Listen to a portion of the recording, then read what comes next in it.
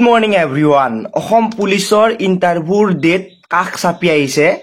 ভিডিওটো আৰম্ভ কৰাৰ আগতে আপোনালোকৰ পৰা এটা এনসাৰ লাগে। আপোনালোকে কিমান মিটাৰৰ ফিল্ডত ৰানিং কৰি আছে? 200 মিটাৰৰ ফিল্ডত নে 400 মিটাৰৰ ফিল্ডত নে 320 মিটাৰৰ ফিল্ডত আপোনালোকে ৰানিং প্ৰেক্টিস কৰি আছে? আপোনালোকে নিজৰ ফিল্ডৰ কিমান মিটাৰ আছে কমেন্টত জনাব। মানে এই ভিডিওটো এই কাৰণে ইম্পৰ্টেন্ট। ভিডিওটো চোৱাৰ পিছত বহুতে ক'ব পাৰে যে 200 মিটাৰ ফিল্ড হলে কি হল, 320 মিটাৰ ফিল্ড হলে কি হল, 400 মিটাৰ ফিল্ড হলে কি হল, ৰানিং কৰিব পাৰিলেতো এনেও কৰিব পাৰিব, টাইম কমাব পাৰিলেতো এনেও কমিব, বাহানা বনাই কি লাভ, এনেকুৱা ধৰণৰ কমেন্ট আহিব পাৰে। এতিয়া অসম পুলিচৰ ইন্টাৰভিউৰ বাবে আপোনালোক খাজু। ইয়াতে নতুন লৰা ছোৱালীও আছে, পুৰণা লৰা ছোৱালীও আছে। পুৰণা খিনিয়ে গম পাব এইটোৰ ভ্যালু কিমান। 200 মিটাৰৰ ফিল্ডৰ প্ৰবলেম, 400 মিটাৰৰ প্ৰবলেম, 320 মিটাৰৰ প্ৰবলেম আপোনালোকে পুৰণাখিনিয়ে গম পাব, কিন্তু নতুনখিনিয়েতো গম নাপায়। এতিয়া মই আপোনালোকক কওঁ, ইয়াতে এটা বস্তু আপোনালোকে প্ৰথমতে জনাটো দৰকাৰ যে অসম পুলিচৰ যে পোষ্টখিনি আছে, সেই পোষ্টখিনি অফিচিয়েলি কেনেকুৱাকে ভাগ কৰিব বা কেনেকুৱাকে ভাগ কৰিছে। অফিচিয়েল নোটিফিকেশনত এটা বস্তু উল্লেখ আছিলে যে 2011 চনৰ লোকপিয়ল অনুসৰি অসমৰ জিলাসমূহৰ জনসংখ্যা ধৰি, মানে তাতে নোটিফিকেশনৰ কথাটো মই আপোনালোকক অসমীয়াত বুজাই দিছো।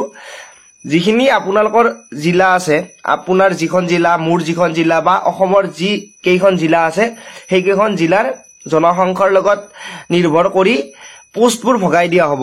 মানে তাৰ পৰা আমি এটা কথা বুজিব পাৰো যে অসম পুলিচৰ পোষ্টবোৰ জিলাৰ নিজৰ জিলাৰ ওপৰত ডিপেন্ড কৰিব। মানে কেনেকুৱা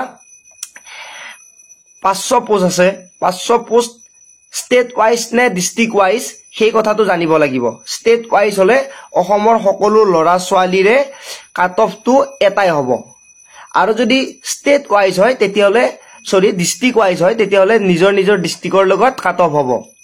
ইয়াতে ফিল্ডৰ কি সম্পৰ্ক আছে, ইয়াতে কি ফিল্ডখনৰ লগত কি সম্পৰ্ক আছে এইটোত আপোনালোকে বুজিব পাৰিব। ধৰি লৈছো ষ্টেট ওয়াইজ হৈ গল, ইন্টাৰভিউটো ষ্টেট ওয়াইজ হৈ গল, মানে কাট অফটো এটাই আহিব। আপোনাৰ ইন্টাৰভিউ এটা ফিল্ডতেতো নহয়। যদি গোটেইবোৰ ইন্টাৰভিউ এখন ফিল্ডতে হয় তেতিয়াহলে বেলেগ কথা।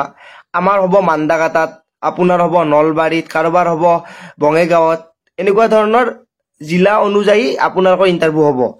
যদি মান্দাকাটাত যদি 200 মিটাৰৰ ফিল্ডত ৰানিং কৰিব লগা হয়, আৰু নলবাৰীত যদি 320 মিটাৰ ফিল্ডত ৰানিং কৰিব লগা হয়, বঙাইগাঁৱত যদি 400 মিটাৰ ফিল্ডত ৰানিং কৰিব লগা হয়, নিশ্চয় ইয়াতে আকাশ পাতাল পাৰ্থক্য থাকিব। ইয়াতে বহুতে ক'ব যে 200 দৌৰা আৰু 400 দৌৰাত পাৰ্থক্য কি?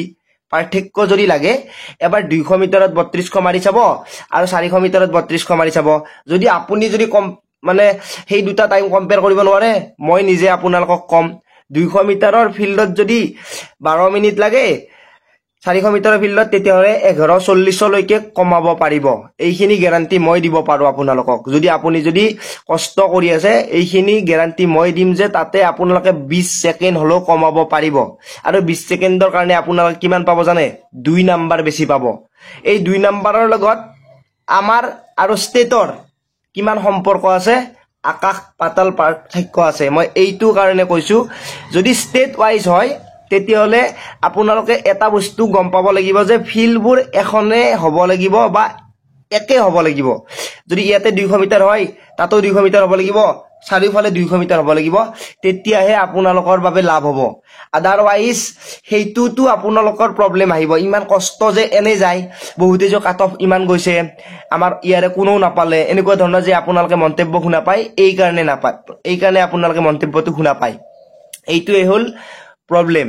এতিয়া যদি ডিস্ট্ৰিক্ট ওয়াইজ হয় তেতিয়াহলে ফিল্ডৰ কোনো ধৰণৰ প্ৰবলেম নাই। কাৰোবাক যদি 100 মিটাৰৰ ফিল্ডতো দৌৰিব দিয়ে, কোনোবা এটা ডিস্ট্ৰিক্টৰ ল'ৰা ছোৱালীক, এখনে ফিল্ড হ'ব লাগিব। ধৰি লৈছো কামৰূপ মেট্ৰ'ৰ কাৰণে এখনে ফিল্ড হ'ব লাগিব, বা কামৰূপ ৰুৰেল এখনে ফিল্ড হ'ব লাগিব, তেতিয়াহলে কামৰূপৰ ল'ৰা ছোৱালীখিনিৰ কাৰণে কোনো কম্পিটিশনৰ প্ৰবলেম নাহে। তাতে যদি 200 মিটাৰৰ ফিল্ডত কোনে কিমান টাইমত মাৰিছে, কোনে কিমান কমাইছে, কোনে কিমান বঢ়াইছে, সেইটো নিজৰ ওপৰত ডিপেন্ড কৰিব। কিন্তু ষ্টেট ওয়াইজ হলে যদি ফিল্ডৰ যদি বেলেগ ডিস্টেন্স হয় তেতিয়াহলে কিন্তু কাট অফৰ আকাশ পাতাল পাৰ্থক্য আপোনালোকে দেখা পাব। এতিয়া যেহেতু নোটিফিকেশনত উল্লেখ কৰা আছিল যে ষ্টেট ওয়াইজ হ'ব না ডিস্ট্ৰিক্ট ওয়াইজ হ'ব, সেই কথাটো আপোনালোকে জানি লওক যে 2011 চনৰ লোকপিয়ল অনুসৰি যিবোৰ জিলাৰ যিমান মানুহ আছে সেইখিনি হিচাপত পোষ্ট ভগাই দিয়া হ'ব কাৰ জিলাত কিমান পোষ্ট পৰিব সেইটো কোনেও নাজানো এতিয়া যেহেতু ভাগ কৰা নাই কিন্তু আপোনালোকে ভাবি লওক যে নিজৰ জিলাৰ লগত কম্পিটিশন হ'বলৈ গৈ আছে কিন্তু কামাণ্ডত সেইটো উল্লেখ কৰা নাছিলে গতিকে আপোনালোকে কামাণ্ডৰ বাবে ষ্টেট ওয়াইজ কাট অফৰ কাৰণে প্ৰিপেয়াৰ কৰিব লাগিব এনেকুৱাকে প্ৰেক্টিছ কৰিব লাগিব যে আপোনালোকে নিজৰ জিলাৰ টপ নহয় ৰাজ্যৰ টপ 10 ভিতৰত আহিব লাগিব সেই কাৰণে আপোনালোকক এই ডিটেইলছ খিনি দিলু ভিডিওটো সকলোকে শেয়াৰ কৰি দিব আৰু লিংক এটা ডেসক্ৰিপচনত দি আছে এপছৰ সেই এপছটোত ক্লিক কৰি আপোনালোকে ৰেজিষ্টাৰ কৰিলে এজ এ ফ্যান সিলেক্ট কৰি তেতিয়া হলে আপোনালোকে এজনক শেয়াৰ কৰিলে 1000 লৈকে পাব যদি আপোনালোকে সেই লিংকটোত গৈ ৰেজিষ্টাৰ কৰে ভিডিওটো সকলোকে শেয়াৰ কৰি দিব আৰু যদি টেলিগ্ৰামত জয়েন হ'ব বিচাৰে লিংক ডেসক্ৰিপচনত দি আছে গৈ আপোনালোকে তাতো জয়েন হৈ ল'ব পাৰে তাতে বিভিন্ন ধৰণৰ আপডেট বিভিন্ন ধৰণৰ কোৱেশ্চন এনসাৰ আলোচনা কৰি থকা হৈছে গৈ আপোনালোকে জয়েন হৈ ল'ব পাৰে ভিডিওটো সকলোকে শেয়াৰ কৰি দিব নাপাৰিব আজিলৈ মানে পুনৰ লগ পোৱাৰ আশাৰে মই জিতুমণি জয় আই অসম।